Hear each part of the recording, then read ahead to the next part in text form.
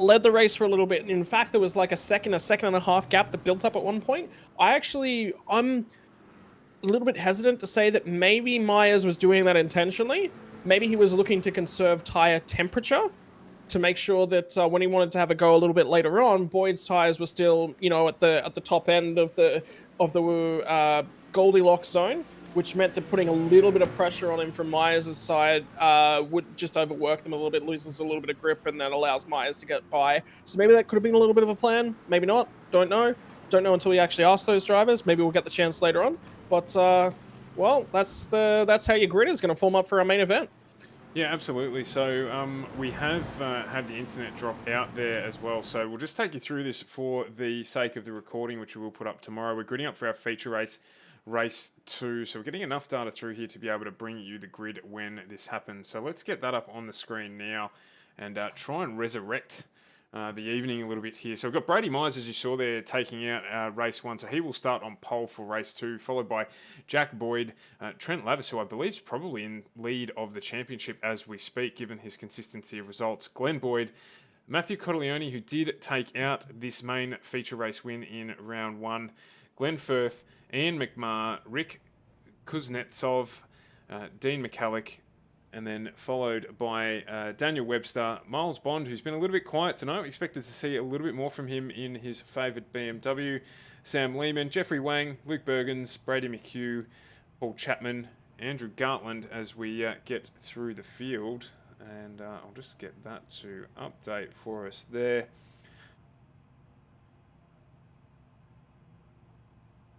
So then we get to Jeffrey Wang, as I said, Luke Bergens, Brady McHugh, Paul Chapman, Andrew Gartland, Steve Bartholomew, Frank Hodak, Mr. Kodak there, Simon Lartner, Hayden Jackson, Brad Clink, Michael Spithill, Sam Thurtell. And we'll just get through the last of these drivers before they get around. Jeremy Clark, Phil Dalton, Carl Barovic, Brady Buchanan, Rodney Hobbs. We've got Sebastian Murray Westberg, Jeff Connell, and then we've got Busman Voss, followed by, last but not least, Matty Gray. So let's get that off the screen there. Let's get the ticker over the top as the light is about to go green for the start of race 2. 45 minutes compulsory pit stop, and we're off and running, and Boyd and Mayers are going to keep going where they started. Keep going at the start of this race where they finished at the end of last race, and I wouldn't be surprised as we've got a big spin around at the start there as well. Hopefully that driver can keep it off the line. He's going to hold himself still. We'll come back to that one. That's Matthew Cardelloni, who has actually lost a little bit of ground there, but is that just me, or is that Boyd has managed to stay around right around the outside of turn number 1, held the inside line going up into turn number 2, and Myers is might be vulnerable here to Trent Laves as well, looking to make his way forward from that 3rd spot on the grid.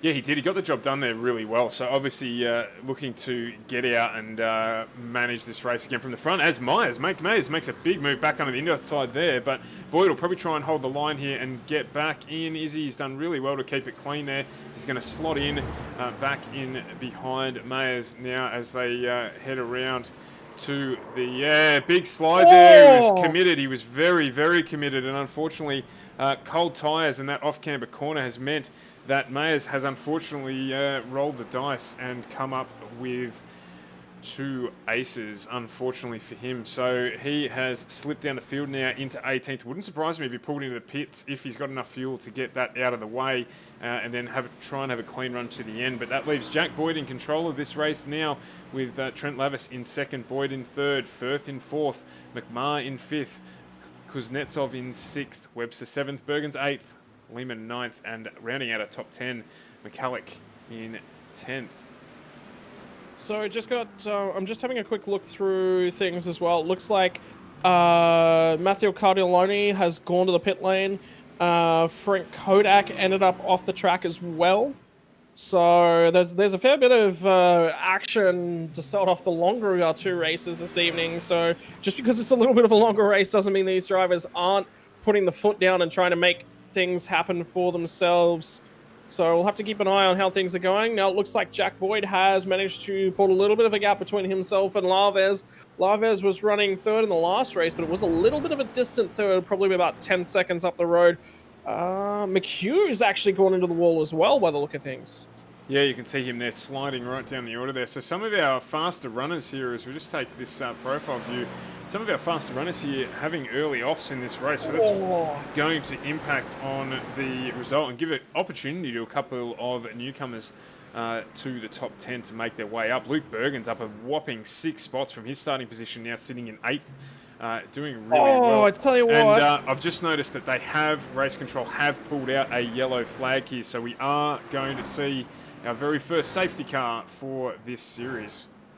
Yeah, and I think that's actually the right decision. So where McHugh was actually spun around, he's got nowhere to go. He doesn't have any way to sort of ride himself on the track, and the wall is so close to the side of the road there. Oh, who was that he just hit as well? Was that Cardelloni?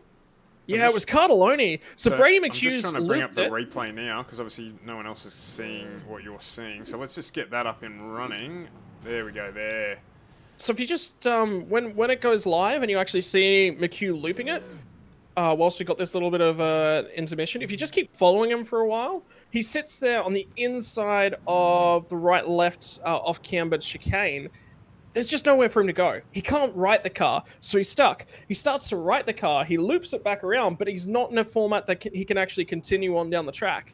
So he tries to right himself, not looking at his relative panel. He's thought the entire field has actually made his way through. Matthew Cardelloni, who made his pit stop early in the race, is going to make huge benefit out of that condensed field. Oh, yeah, so we're seeing that there, the big spin around on the inside as well. So I think with the damage that he had to the car there, and you can see him there now in pit lane getting that repair done, as he made his way around there, the car was very, very crabbed, so he would have been struggling to actually get that car back around the track. And he was stuck. That's contributed absolutely to stuck. It. Yeah, absolutely. So that's contributed to it. So unfortunately, a consequence of a couple of different events that ultimately led to that issue for him. We got a black flag that was handed up to Paul Chapman. It's interesting. I'm wondering why that one was handled. It could be an infringement of safety car procedure, or potentially just pushing too hard at the wrong moments or forcing people off track. Be interested to have a chat with our with Race Control this evening. Actually, later, I wouldn't mind having a quick chat with some of our series admins, because they've had a lot to do this evening, and it'd be a good opportunity to just sort of say, hey, look, what's going on here? What are we trying to get out of our drivers? It's not an easy track to get around. It's not an easy track to overtake at. Was there just a little bit of a lack of respect for that this evening?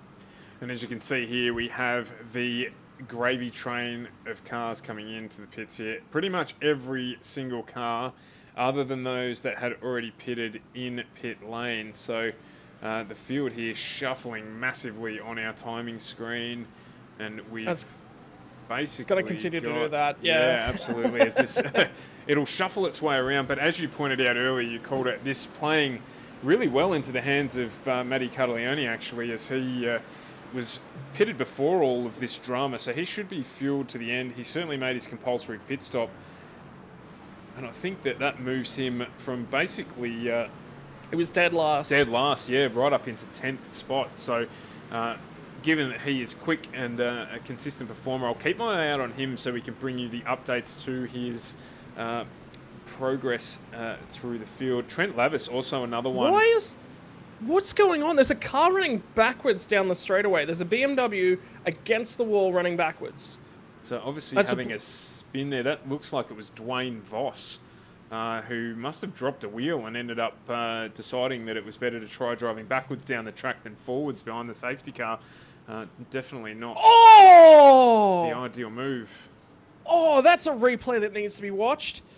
Oh my God, who is that? Yeah, so that's insane. That's going to cause a black flag as well there. So for that driver particularly, I'm just trying to find out who that is. We'll bring you that replay again. We'll just try and close up on it for you so that you can see how that ended up occurring there. Yeah, that's a big hit. Someone not paying attention at all there. I think that may well have been Rodney Hobbs. I think it is. Yeah, so it's Hobbs. It's Hobbs. So he is going to get an almighty big drive through. I forget that. Just from damage, his day is done, and I'd say Voss's day is done as well. I think they're both done, and that's Voss's second rear end of the field performance tonight. I think he's a little bit, that one definitely unlucky. That's massive driver error, and I hope there's some sort of penalty system that's managed outside the simulator to potentially ban a driver, because I feel like that's a weak suspension right there. Yeah, potentially, but I mean, look, as obviously our job here is not to pass judgment, to let the series organisers get that, and I imagine that they certainly won't want to tolerate that unless there's some excuse. Around equipment failure is probably the only thing I can think of that would cause someone to do that. So, as always, innocent until proven guilty, but definitely going to be a fair amount of work for the race stewards behind the scenes tonight after this one. Could be a late one for them. I hope they had their Weet-Bix before the race started, because they might be reviewing things tomorrow at this rate. They're going to need it. Yeah, there's been a couple of instances. And look, this was always going to happen at this track. It's such a short track that there was always going to be the potential for a very large damage bill for the drivers here. So yeah, have to wait and see. I'm assuming there'll be penalties handed down. It may be race start penalties. It may be any number of different things that they decide to put in place to get this done properly. All right, so I've got good news for Voss. There is a quick repair actually available to the drivers in these series, so Voss will get that. Who are we talking about that actually caused that issue? They'll be getting that one as well as Brady McHugh, who dropped right to the field at the end of the field. He's got a brand new clean car, and he's actually back out there and racing. Yeah, so it actually was Voss that caused that incident. Sorry, no, it wasn't Voss. My apologies. It was the Ferrari of, how was that work? I think he may... Hobbs. It was Hobbs. Rodney Hobbs, yeah. That was him. So yeah. Hobbs is only down in 12th. So expect a drive-through for him. His car, albeit with that damage, must be okay. So he'll definitely get a drive-through, I have no doubt. As we just see, and we're off again on the infield there, just catching that appropriately timed incident with, I think it might have been Kodak potentially causing that one there. And it is Hobbs just letting a couple of the other drivers through there. So he may well be suffering for that damage. So no, my apologies there. I have to write a letter of remission. It wasn't Hodak, it was actually, I think, Ian McMahon there. So just close battles heading through the field here, and it's been action-packed, and can you believe it? We're only 10 minutes into the race. So... it was good to see how quickly the safety car period was actually handled. They turned it around and got us back to green very, very quickly. Of course, the only thing that really needed to happen was that one lap of caution. So the stewards and the officials have done a phenomenal job, and it's a good opportunity. Like we'll be mentioning, they're going to have a lot of footage to review this evening of all the potential issues that they're going to be passed to them. Oh, that's another car sideways. That's not Hobbs. Hobbs just overtook him. Just trying to have a look who that was. So we're on board here with Hodak and Mayers as Hodak runs wide, and Brady Mayers gets the job done. So he's making his way back up the field after that spin on turn 2 early in the race. In fact, on the very first lap of the race. And I just want to bring your attention to a couple of other things that have changed here. We've got Miles Bond, who is up 5 spots. He's now in 6th position at the head of this little train with, I'm going to call it now, my mate Luke Bergens. He's not my mate. He's outside of the simulator. I don't know him at all. But I'm on board. I'm on his team here in the McLaren. I want to see the McLaren up the front. I called it last week, top 3 for the McLaren. And I'm calling it again now. That's what I want to see tonight, is him get that McLaren up onto the podium. He's got some very fast guys in front of him. Another one that we touched on as well, the safety car period playing extremely well for that man right there. Matty Cartaglione now up into 4th position, having been right at the back of the field. The overlay there showing you that it's Miles Bond. It's not. It is Matty Cartaglione, and I can tell you now he's doing a Larry Perkins here. This has all the earmarks of Bathurst 1995 coming from last to first. So let's keep an eye on him and see how he goes getting up the field. He's about 6 seconds behind our race leader. That may be a little too much of a gap, but if we do see another safety car period here, expect him to want to close up on the back of that lead pack with Boyd and Firth. Look, even a third place for him, he's going to be laughing. Like just with where he is right now and what he's been through at the start of this race, to actually still be out there racing and be challenging for a potential podium, throw the win in the trash. I'm happy for this man either way. I mean, you know, he's a racer, so he's not going to be happy until he's on that top step. But look, if this was real life racing, his day would be done and he'd probably be over in the medical tent right now with hits he's had. Yeah, and is it too early to start talking about the championship? I mean, we've got plenty of rounds to go yet in this series. I think another 7 or 8 rounds to go. Ooh, who's that off track? Just someone coming back on there. That was a lapped car because I didn't get any. It's Brady Buchanan. He's having a rough old day. Yeah, so he's lap traffic and he's actually crashed. I'm hoping that he didn't take anyone else out there with him. I think he may have. We're just going to jump back quickly with that and have a look at the replay. I think as he re-entered the track here, he might have unfortunately picked up Jeff Connell. Certainly what the timing monitor was telling me. Let's see just what happens here. He's trying to do the right thing, so that will be looked at well, but no, it doesn't look like there was anything else. He did go back off track, so I'm guessing... Okay, so him going off track was when he first made contact with the wall, and then he just sort of sat on the edge of the track, so the system would have just the system's just, caught that there.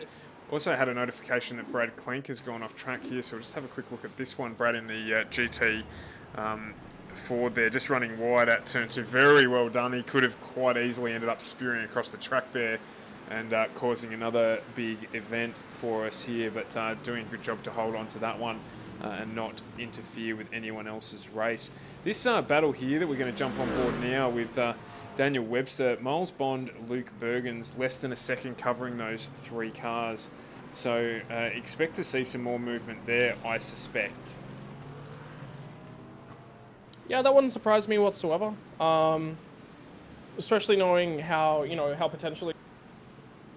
just taking a quick look at the sector times, because I'm just having a look at the manufacturers as well. We've actually, in this little battle between Webster, Bond, and Bergens, we've actually got 3 different manufacturers. We've got the Mercedes, which is driven by Webster, the BMW driven by Bond, and Bergens is in the McLaren, which you can...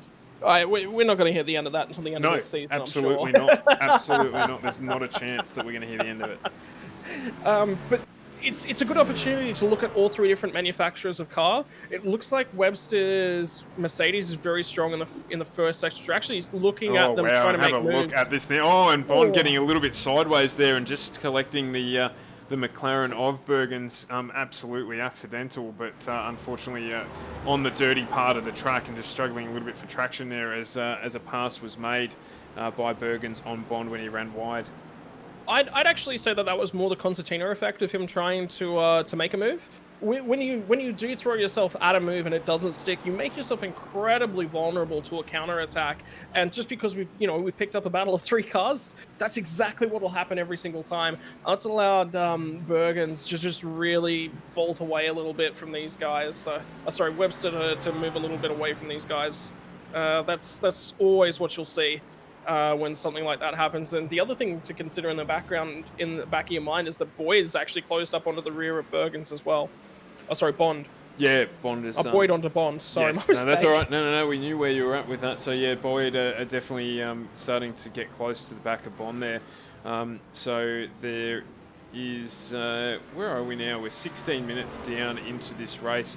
And just going to quickly jump back here with Steve Bartholomew. You can see there, these guys teammates.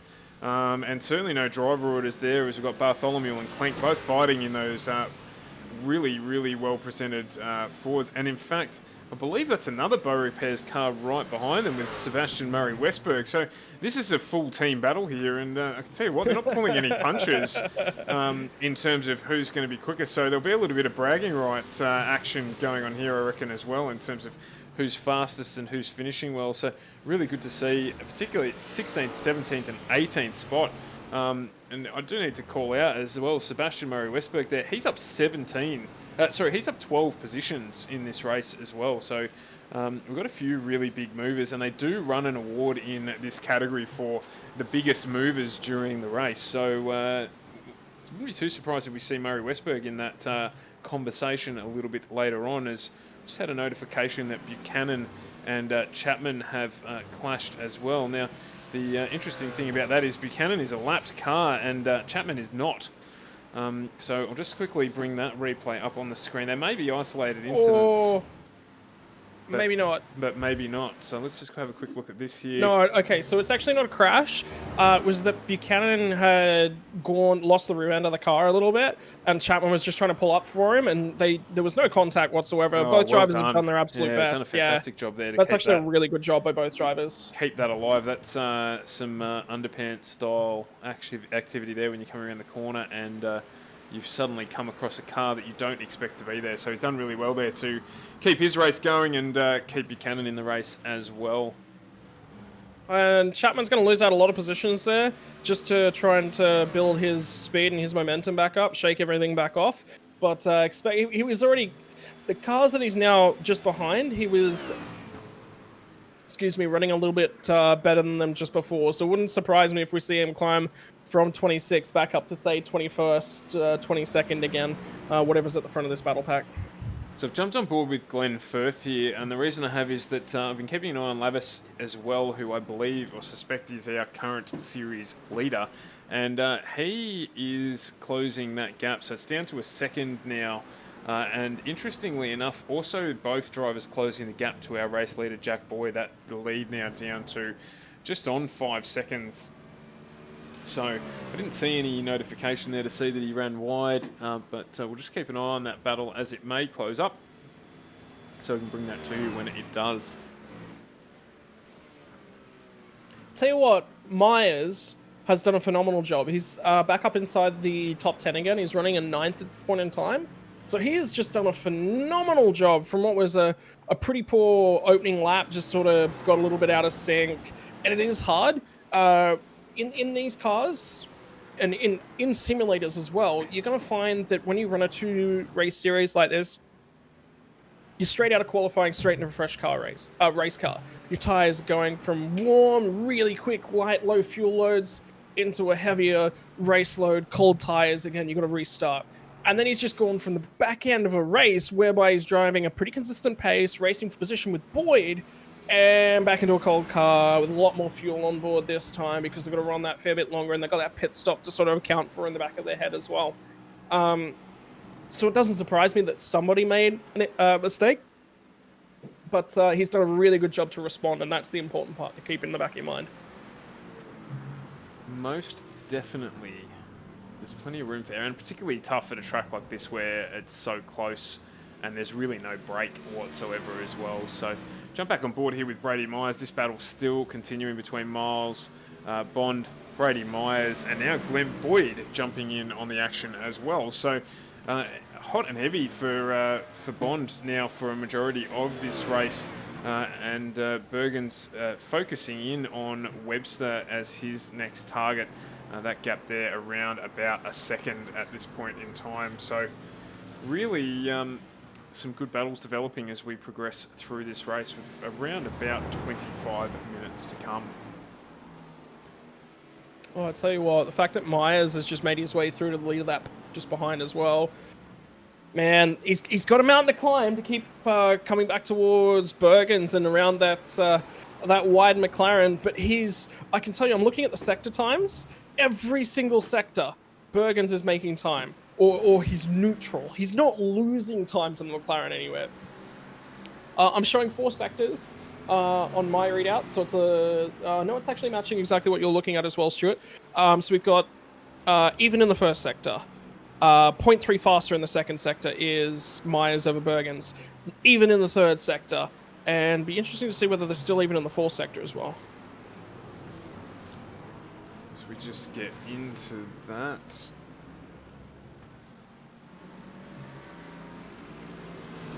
Also just looking at the relative lap pace here of all of the cars, and yeah, Brady Myers definitely is, I reckon he's just done his fastest second and third sectors of the race, so not sure, just where he may be able to engineer a pass here. I'm going to say Sector 2 is going to be his best bet, probably down into the braking zone at the end of the back straight there. So keep an eye there for him to do something when he does. And something else that is actually going to assist him right now is the fact that Webster and Bergens are actually fighting. Bergens was in front of him on the and he's found a way past Webster. Yes. So what that says to Myers is that Mercedes isn't as wide as potentially Webster wants it to be right now. Yeah, absolutely. So Bergen's now up into 5th, so he's moved 9 spots from his starting position as well, so doing a great job. Oh man, it's getting juicy, isn't it? Like, it's again we've got that three-way manufacturer battle right here at the point that not right at the pointy end of the field, but definitely towards the pointy end of the field. And you're actually watching right now. You need to really keep your eyes on Myers because he is the shaker of this field, and he's got his eyes firmly set on Webster. Wouldn't surprise me if he's going to throw it down the inside here. Sets him up, gets alongside. They're even now, and he makes the space. Nice overtake. Webster's let him through there as well. Realized that he was vulnerable, that he was slower, that the move was mostly done. So the best possible thing he can do for both of them and the field behind them was just to let the move complete itself and resume the racing line. Yeah, and good racecraft there from Webster as well, just realising that it's better for him to be able to finish the race than to try and hold out a car that's clearly on a charge and make an error that would cost them both the race. So Myers now looking to close in on Bergens. The gap as well, Lavis back to Carleone now is well inside a second, so just keeping an eye out for that as well. When that gets a little closer, we will switch across and bring that to you. Bergens and Mayer here, or Mayer already making way on that McLaren. So as we see the gap here down to half a second within about 3 corners. So definitely being held up there. Mayer's fastest lap of the race, a 1:21.6, actually the fastest man on the track. So he is flying. It actually wasn't the fastest lap for Lavis. It was actually Myers. Oh no, sorry. That's what I just said. Yep. Never mind. Engage the ears. Let's plug those back in. So as we see here, it's going to be Bergens who is going to be vulnerable once again to the attack of Myers. So we'll just stick with it here. And again, really the strong part for that BMW is that second sector. So, but that was against the Mercedes. The BMW pretty much faster than the McLaren just about everywhere. So just looking for a clean opportunity to do it and get the job done as we head up through the bus stop here. So keep an eye out for turn 2 is my bet. He'll try and shove it down the inside, and if Bergens isn't defending, he will more than likely get the job done in that better handling BMW. Something else to consider as well, there's 20 minutes left in this race. I don't think the Bergens can hold off Myers for that entire period. Oh, yeah, the lap traffic's going to play a part. Lap traffic there that's going to hurt this one. Definitely what was in Mayer's mind, but yeah, the lap traffic there just really with nowhere to go. Not anyone's fault, but just anywhere to go to get out of the way. As he's going to try again down here, he'll try and hold on round the outside to do the double on him. If he can keep it there and keep the gap, and he just not going to be able to quite hold on there. He may have been able to get that job done back here on the crisscross, but not quite close enough. So he'll have to set him up again for another try. Maybe into the bus stop if he's close enough. Just drop him back a little bit there.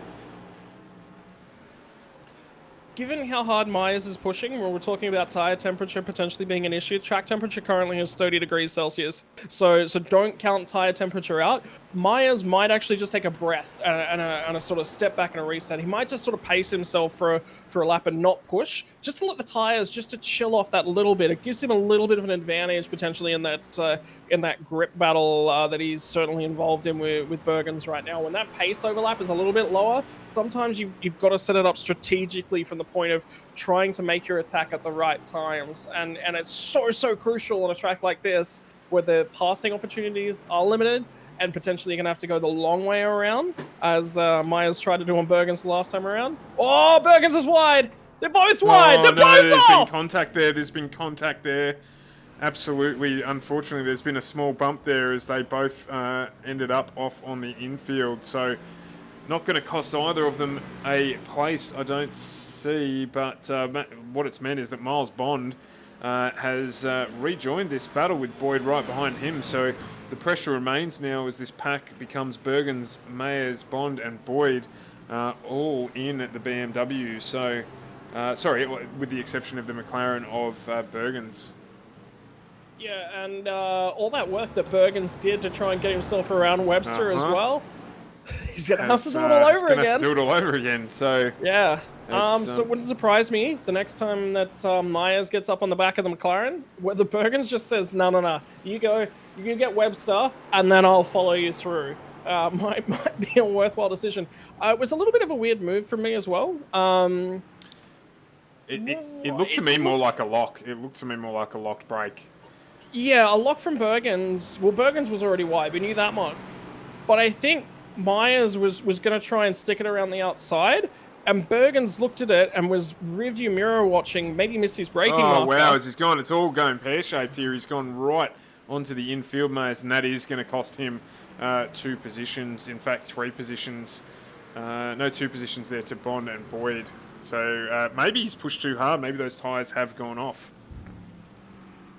Yeah, and that's why I said, you know, settle it back down. Let's build that rhythm back up.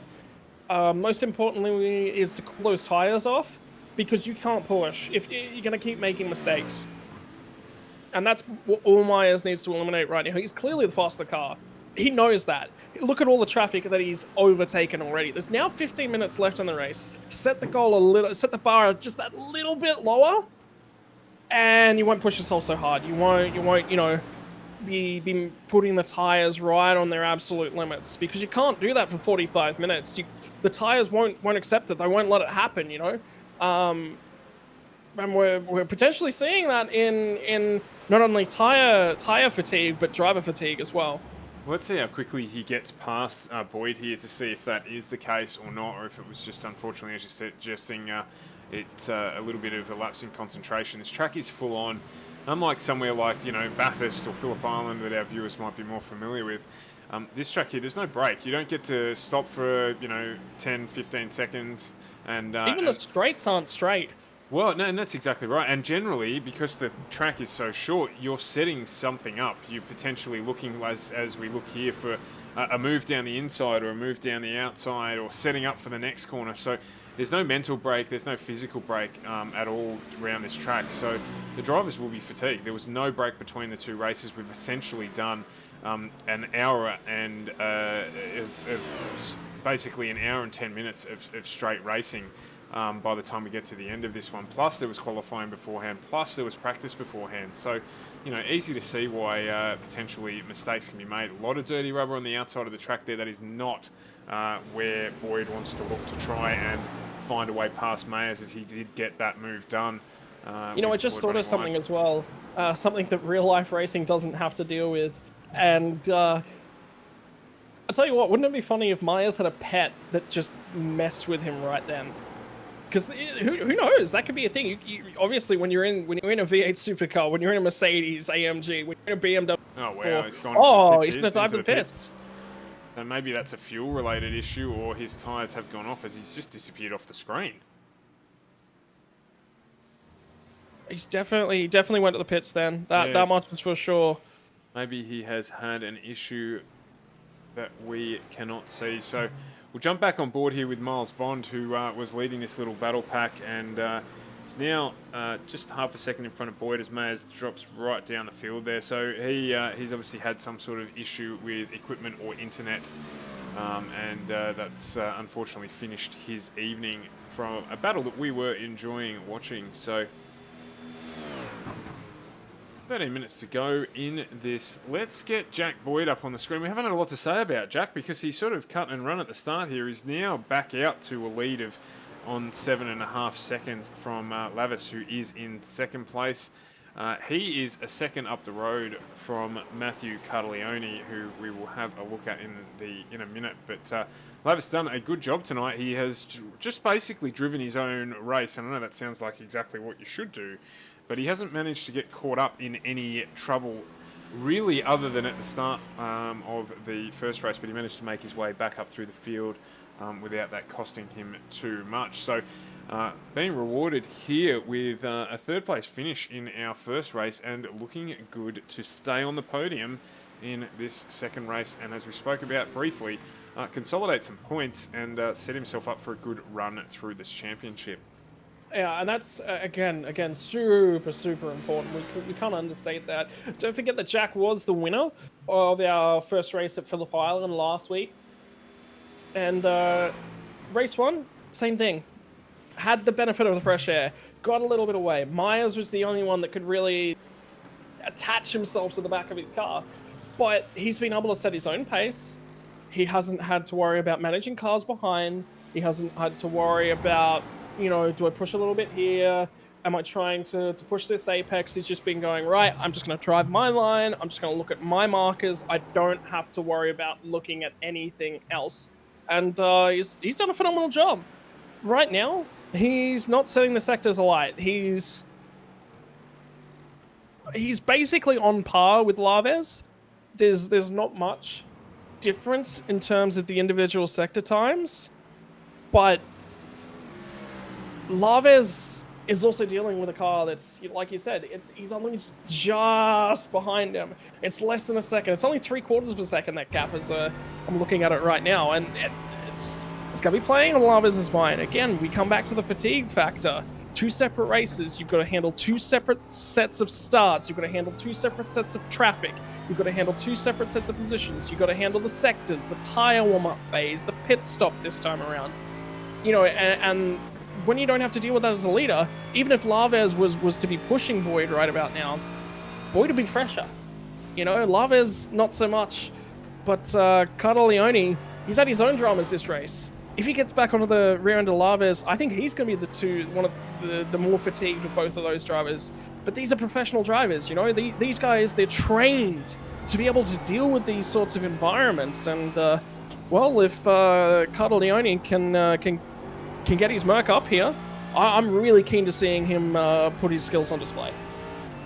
Yeah, and I think that the tyre issue is going to play out a little bit here as well, because of course, if Cartaleone did take tyres, he took his tyres on lap 2. So very, very early on in the race, whereas we looking at Laves, and he made his pit stop on lap 3, so only a lap extra, but you know, it can make the difference, particularly as you say, because Cartaleone's had to battle his way back up to the front of this field, so he will have more tyre wear on those tyres most certainly, and that could play into it as we get into the last sort of 10 minutes of this race. He's closing. Cartaleone is closing. And interestingly, I was just watching the rear chase cam of them coming through corner number 2. Cartaleone is taking a really, really different line. He's sort of, it's a NASCAR term, right? Diamonding the corners. So what he's doing is he's sort of making a harsh apex right at the middle of the corner and a tiny apex at both the start and the end of the corner, right? So it's nearly a triple apex corner out of what's really potentially one.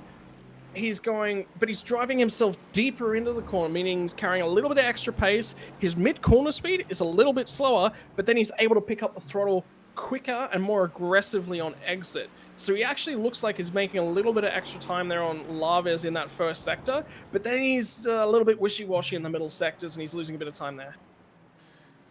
Yeah, and as you say that, like he has lost there, you know, just on half a second through that part of the track. So maybe it potentially helping his exit speeds, but obviously through that flowing section of the track, not really playing into his favour all that much. We are talking about 2 different brands of car here as well, between the BMW and the Merc. So different strengths and weaknesses between those 2 cars. And you can see that playing out for us right in front of us, basically, as we watch these 2 battle for 2nd and 3rd place. I'll tell you what, this rear chase cam, I love it because it's something you actually cannot have in a real race car, because you'd need a wire basically pointing out from the nose of these cars a Whoa. long way up in front. So Yeah, some lap traffic there getting in the way of Lavis as he comes around there, making a little bit more room. It is difficult at this part of the track as well. People might look at the lap traffic and think, oh, what, why, how come, just get out of the way. But if you look carefully, and what we might do is actually jump onto that very camera that you're talking about, and have a look out the back of the Lavis car here as we jump on board. And if you keep your eye on the outside of the track as they go around, you can see there, it may even be a little bit quick, so we'll change it up for you again onto the nose cam. Will give you a better idea of what we're looking at. And you can see there's all these small balls of rubber on the outside of the track. And what that does is when those drivers move out of or offline, there's no grip. They're basically like walking on marbles or driving on marbles, and that can mean that without their control, they just can't quite get the car out of the way or offline enough to make room for these guys to come through. So they do the best they can, but sometimes, and I think just happened there as well, it isn't always the easiest task. no, and the other thing to consider as well, I'm actually allows it to happen, is that because you've got hot rubber on what's effectively needles of hot rubber, they stick to each other, don't they? Yeah, absolutely, and you can hear it when you're driving in these cars. And we might jump on board again with Carleone here and just see if we can hear it. He shouldn't be driving too much on the marbles, but you can hear it sound like just like a clunking sound underneath the car. In fact, as we've jumped on with Lavis, you can hear it in the car just dinking away on the floor. Kind of like when you're driving and it's hailing, and you can hear that hitting the windscreen of your car. It's a very similar sound. And, or on gravel. On gravel, yeah, flicking up gravel, of course, absolutely. So, and that's what they end up having stuck to the tyre. So it doesn't help very much with controlling the car. You'll actually see it if you watch some of these guys in their cooldown laps as well, with 5 minutes left in the session. You'll actually see little black pock marks, it kind of looks like, right around the lower portions of the car, pretty much nearly right the way around the car. The rear of the cars tend to look a little bit cleaner than that, though, so that's actually the rubber getting a little bit caught when they flick it up as they're passing through. So, all right, Lavis seems to have maintained that gap, built it perhaps a little bit. You know who? And I tell you what, Firth has broken away from Bergens. Bergens has broken away from Webster. So Bergens got back past Webster. I'm interested to see where Bond is, though. Yeah, so that's who we're on board with right now, actually, is Bond is about a second and a half back down the road from Webster, but still well and truly under pressure here from Boyd, who is 0.3 of a second behind, getting the advantage of the draft, heading down into this part of the circuit. Oh. So this is where it's going to start to get really, really interesting. We've got lap traffic. We've got two cars fighting for position coming through, and they're coming through the section of the track where there is not a lot of room for passing and certainly no room for mistakes. I'll tell you what, Boyd and Bond, oh man, that's going to play havoc on me right the way through this series. They're driving the cars very differently and creating pace in different ways. So you can actually see that I think Boyd is getting hampered a little bit by the way the Bond is driving the car. I think if you were to separate these two guys out and see who's faster, you know, without any traffic in their way right now, I'd put my money on Boyd. But it's just about finding that an advantage. He needs to maybe be a little bit more conservative on his corner entry towards coming down towards the back straight, and strong off that exit to really try and give him a slingshot to throw it down into the off-cambered chicane. It's funny that you say that. So 3/100ths of a second between the two fastest laps of these two gentlemen that we are on board with. So, but you're completely spot on with generating pace differently out of this car. Of course, Boyd also getting the advantage of the draft down the straights there. So, very evenly matched and a great battle for us to be on board with as we head into under 4 minutes left in this one. So around about 3 laps to go. Really climbing all over the back of the BMW. It's the BMW of Glenn Boyd. It's a BMW versus BMW battle. I tell you what, the front grills of these things, they look so pretty and so iconic is that BMW grill. It is going to be on for anyone's money with 3 minutes left on the clock. I tell you what, Stu, this race hasn't thrown its last set of dice just yet. No, and they never do. We're always held, particularly with a field this big, there is no way that there couldn't be action right up until the final wave of the flag. There's battles still going on down through the pack, 16th, 17th, 18th, less than a second covering those three drivers. So I was about to say Simon Larder and Frank Hodak are actually in a little bit of a battle as well. So we'll jump on board then if we can with... Oh, sorry, can I interrupt you to go back to Boyd and Bond? We're still on Boyd and Bond. Yeah, they sent it down the inside, a little bit rude with the way that they clashed tires on the exit, but Boyd got it done, got that overlap, what we were talking about, got the car set up for a really strong exit out of turn one and just blew him away down the straight, and he had track position at that stage.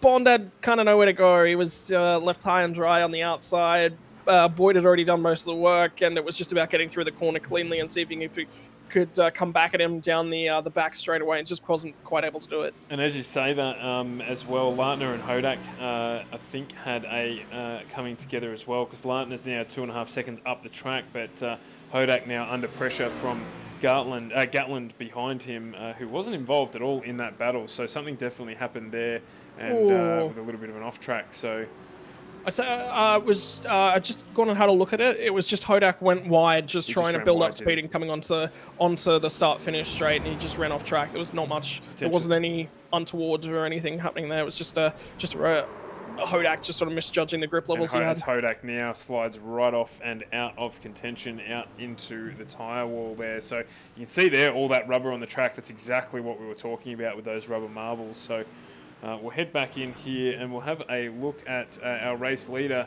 Jack Boyd, now, who has just run his own course, really. There's been nothing more to it. Not taking away from his drive at all, but he has managed to get out in front of the field here and basically take it away. So great drive from him to get that done, get back into the lead of this one and take it away.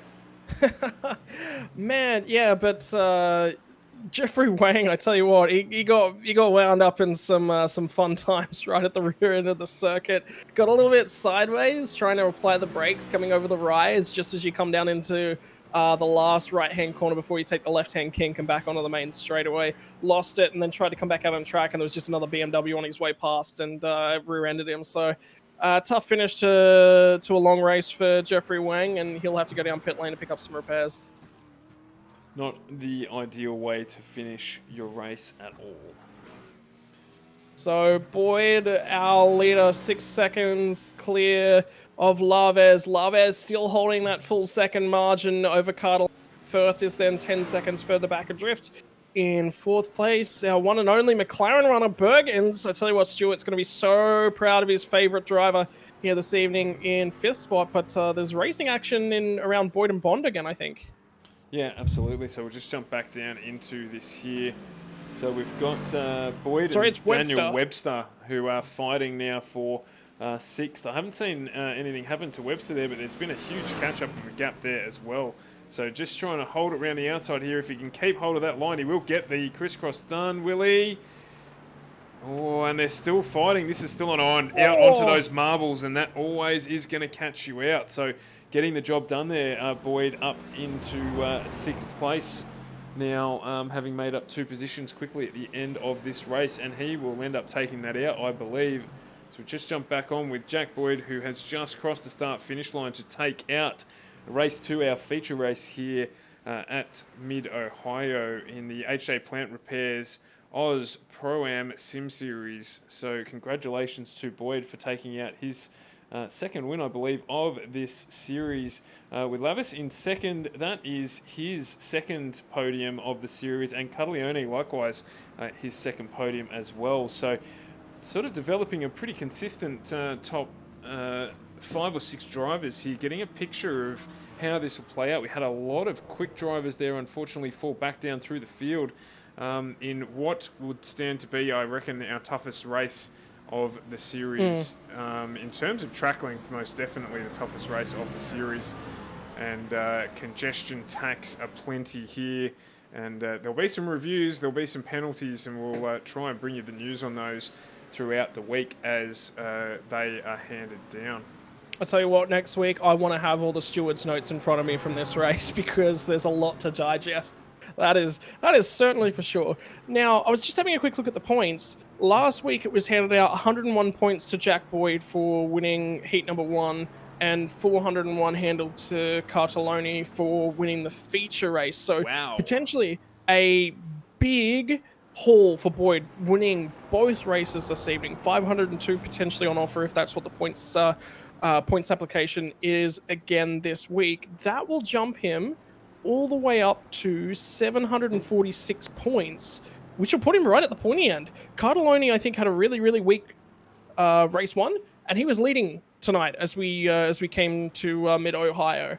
So whether or not he leaves here leading the championship, I don't think he will. Webster's had another consistent night. Laves, as you mentioned, running 3rd, I think, in both races. So he's had another consistent night as well. Yeah, there was 50 points separating him from approximately 50 points, so 41 points between Laves in 4th place in our championship standings and Cartellone in the lead. Boyd was on 244 versus 425, so there was a long run for him to climb all the way back up, but he's certainly gone the right way about doing that. Very interesting point system as well. We'll have to have a chat with the organisers about that during the week too, and find out a little bit more about how they come up with such a haul of points in that second race. What a difference, do you know? And not knowing that or not seeing that before we got into this evening definitely means that there's a much bigger amount of work to be done in terms of making sure that your first race is so much better to position you for a strong race in race 2 with such a big points haul.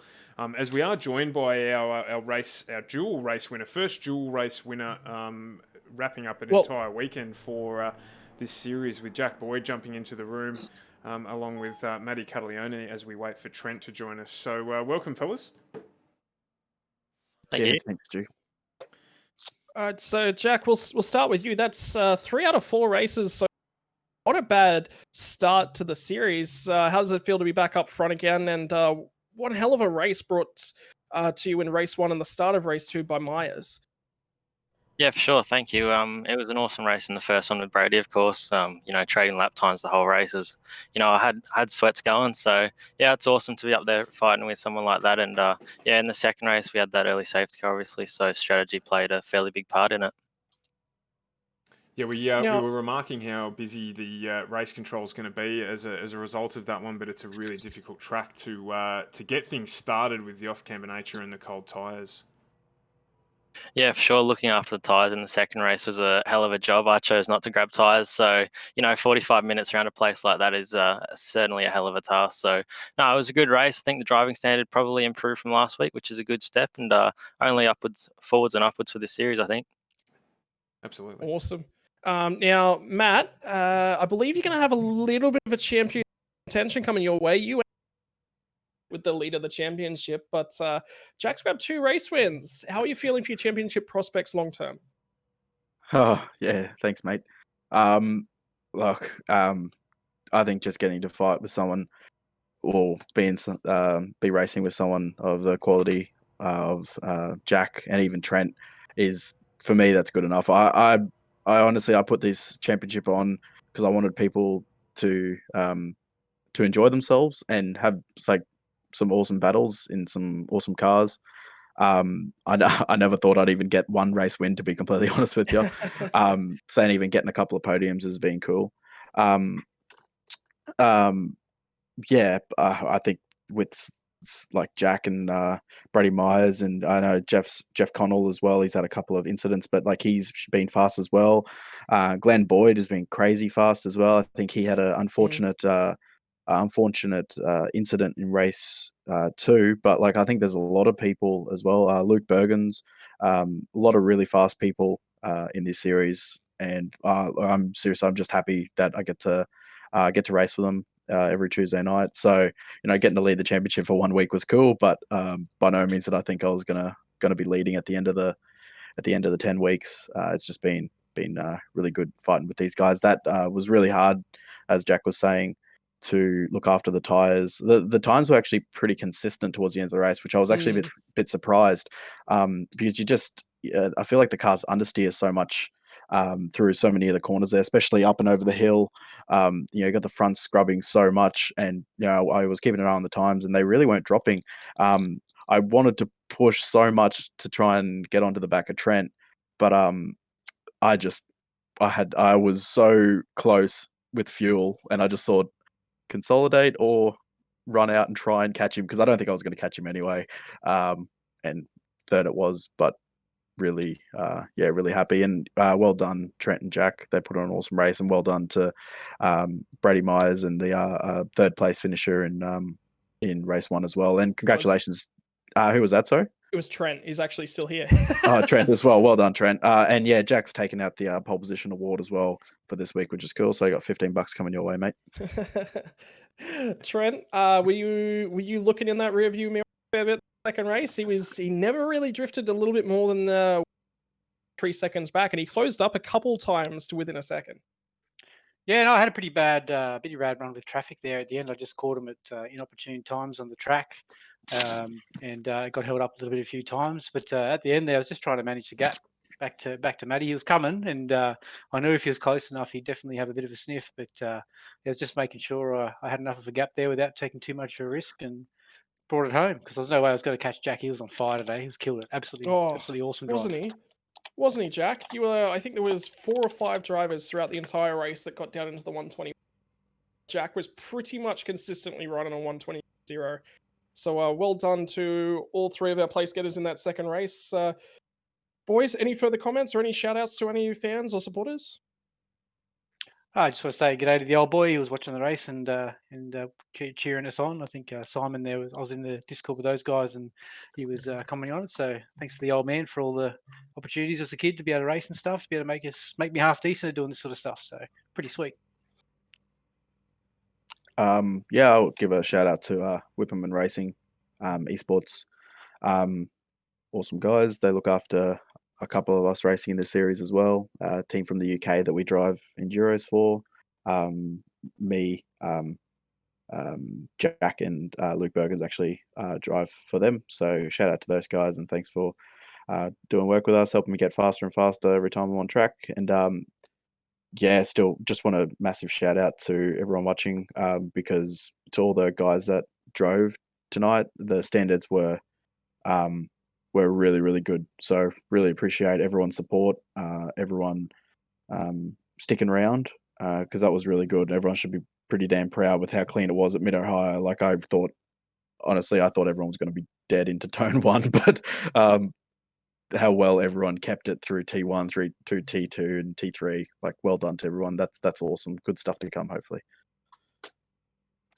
I would also just like to thank Bimstruck Drafting Services and everyone behind the scenes for getting this series going. Like a month ago, seeing where we've come and how far it's been built up and all the drivers we've got now, it's awesome. So yeah, thanks everyone. I'll just quickly add on. I'd just like to thank Skid Control for the support as well, and the Right Sim boys for welcoming me in with Under the Wings for the future, which would be pretty cool. I think the other thing we got to do as well is to make sure we give a massive shout out to HJ Plant Repairs too. So they jumped on board straight away with this series, from what I understand, and participated in it as well. So it's a really good series. I'm excited, and certainly we broadcast a lot from Mid-Ohio last week. It just seemed to be the track of choice for everyone last week. So and this was just as clean as the other races that we went there. So you guys were such a big field. Did a fantastic job, and I think it's going to be. There's battles. The great thing from our perspective in this one is there's probably 5 or 6 packs of drivers battling that are all clean and consistent, running together. And with those drivers who had a little bit of bad luck, who run up at the front with you boys, it's really exciting to see as we get to some of probably the more open tracks where you guys can compete with such a big field. It's going to be really cool to see what happens. So looking forward to getting into next week. Yeah, look, I think with the field as it is, it makes the commentator's job hard. But I love that, because it's a challenge. It's a challenge to bring everyone content in and make the racing that you guys are certainly put on the racing right the way throughout the pack. Like you said, it's clean, but it's also at the same time the respect is there, which is awesome. You know, partners well with the cleanliness, but nobody is given them an inch. There's cars everywhere looking at each other. I want to overtake here. I want to put the car there, and there's just not a gap. Okay, I'll back it off. I'll try again. I'll back it off. I'll try again. And to watch that throughout the night evolve was just phenomenal. And I'm so keen to be back again next week. Yes, well, and at that point in time as well, I do have to say, unfortunately, that we will be putting this up on the pages as a recorded episode. Telstra, in their infinite wisdom, letting us down this evening. Our internet dropped out just before we went live. We had all of this up and running for about half an hour before during the practice sessions, and we jumped back in and unfortunately it had kicked the bucket. So we've got all this recorded. We're going to put it up on the Facebook page, on YouTube and our Twitch channel, along with some highlights and stuff like that to come as well. So apologies to everyone in Aus Pro-Am Sim Series. It's not something that we could control. We certainly tried to do some workarounds, including going on to the old 4G on the mobile, but it's just not strong enough to run the whole stream. So do have a look out for that with all your shout outs and stuff like that. Any of your supporters and your sponsors will be able to watch back when we have that up and running for you at the latest tomorrow morning if I can't get the internet sorted before then. So apologies. Again, 2 weeks in a row, we will get it sorted for next week, come hell or high water, to bring this one to you. So that about wraps up our show for this evening. In terms of what's to come for FGM ECast, this gets us into our week. What a great way to start our week. We've got our ANSCAR Grand National Series on tomorrow night from 7:30 as well. So do stick around and have a look at that one when you can. And that's one of my favourites. Yes, and, look out for Scotty participating in that one. I got the jackhammer and it's the slide hammer out to repair the front end of the of the real Ghostbusters Chevrolet, I believe I'm in. So hopefully should be back in fast again this week. Yeah, absolutely. And then we've got on Thursday night, we've got week 2 of Super GT Thursday. Now, that's going to be a little bit different this week. The guys in the New Zealand Sim Racing Series have a 2-hour enduro on. So we're going to be bringing you that one, and that will just cross over with the start of the Australian Endurance E-Series. So hopefully by then, if we don't have our internet sorted, I will be streaming it from someone else's house. But if no, it won't be, because that would be breaking the rules. But no, if we'll have that up and running, and we'll have our dual screen setup running as well, which we got sorted out this week as part of the move under COVID. And so we will bring you the start of the AEE race for that one on our second coverage, and then get into that. So plenty to come. There's no Indy for this Friday. That is every fortnight. So Friday night we'll be doing something fun and something a little bit different before our 6-hour stream Saturday evening. So plenty to come, as always, with us, and a little bit of content to come out of this one again. So again, I can't say thank you enough to the series organisers for their understanding in, unfortunately, what has happened here tonight. Anything from you, Scotty? You've got you're running in ANSCAR tomorrow night. Anything further on the plans, car racing wise, this week for you? Trying to get cars together for Road America. That's about it. I believe that's the 6-hour race this weekend. It is indeed. We will see you there yet again. Other than that, yeah, look, that rivalry's, I think, going to go on for a fair while. We like to shake our fists and go, you've got a coach in your car. Oh, here we go. There we go. Look, I think the battle from the commentary box is the place to be. So, look, I enjoy it. I enjoy.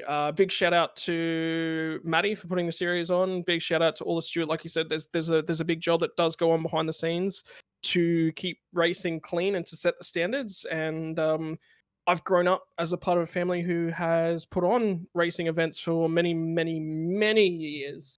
And I know exactly the level it goes on. I was running in a league race this morning in the Cup cars, and I said a big shout out to those guys that run that series, and I'll say it again here because it's a massive undertaking, and Stu yourself, you actually deserve a big round of applause as well for taking on the undertaking that you do in not only driving cars of a weekend, but also putting on broadcasts right throughout the week and managing all of that as well. So big shout out to you and the team as well. No dramas. It's all part and parcel of the fun. So that is it. We will wrap the show up there, and no doubt see you all tomorrow. I will be seeing you tomorrow for the Ans Car Series live from 7:30 on FGM ECast, your premier place of pace. Can we call that? Yes, premier place of pace. I love it. That is what we are called, and we'll see you then. Out from me and Scotty, out from you as well. Yeah, absolutely. Don't forget to follow us over on FGM ECast on twitch.tv.